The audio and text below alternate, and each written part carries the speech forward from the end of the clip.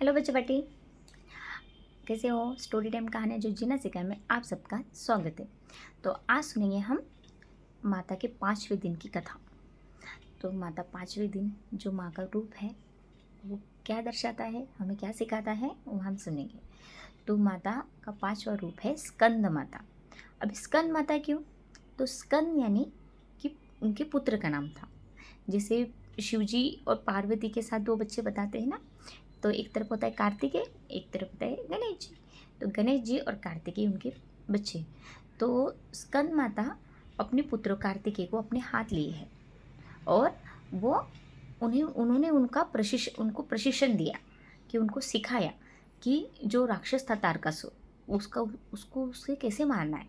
तो माता ने उसको राक्षस को मारने के लिए अपने बेटे को प्रशिक्षण दिया, उसको शिक्षा दी प्रॉपरली। तो इसलिए उनका नाम बताया स्कंद, उनके बच्चे का नाम कार्तिक है और इसलिए माता का नाम पड़ गया स्कंद माता। स्कंद की माता, कार्तिकेय की माता। और कार्तिकेय ने फिर तारकासुर नामक राक्षस को मारा जिसने पूरे धरती पर हाहाकार मचा दिया था। तो ऐसे तारकासुर को मारने वाले कार्तिकेय और उनकी माता है स्कंद माता। तो इसलिए उनका रूप देखा होगा, उनके हाथ में बच्चा होता है, शस्त्र होते हैं, तलवार होते हैं, है ना, बहुत सी चीज़ें। तो ये बात बताती है कि वो स्कंद की माता, कार्तिकेय की माता, इसलिए उनको बोला जाता है स्कंद माता। तो माता देखो खुद प्रशिक्षित हो गई और खुद कुछ निर्माण भी किया और अपने बच्चे को भी सिखाया।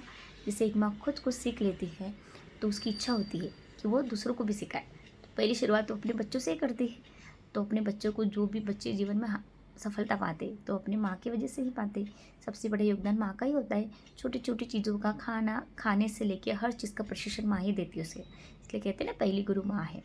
तो माँ जब खुद कुछ अच्छा सीखती है तो बच्चों को भी अच्छा सिखाती है। भले ही वो गृहिणी हो या फिर कुछ प्रोफेशनल काम करती हो या कुछ समाज सेविका हो या कोई भी चीज़ हो, माँ जो कार्य करती है उस काम में बच्चों को भी इंटरेस्ट निर्माण हो जाता है। तो हर माँ अगर अच्छा सीखे, अच्छा कुछ कार्य करे तो बच्चे भी ऑटोमेटिकली उस तरफ प्रभावित होंगे और वो भी कार्य करने में मदद करेंगे और आपको उसको सही मार्गदर्शन करने के लिए बहुत ही ज़्यादा उपयोगी होंगे, है ना। आप उसके लिए गाइडेंस, मतलब एक मार्गदर्शक का काम कर सकते हैं, है ना। तो इसलिए स्कंद माता की जैसा जैसे अपने बच्चे को प्रशिक्षित किया और दुश्मन का नाश किया।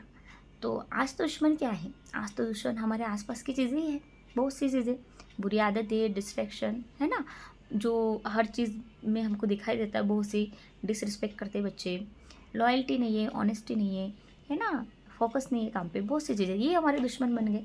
तो और इन सब से हमको लड़ना है, बुराइयों से, और अच्छी चीज़ों को इससे प्रभावित होकर उस तरफ हमें बढ़ना है।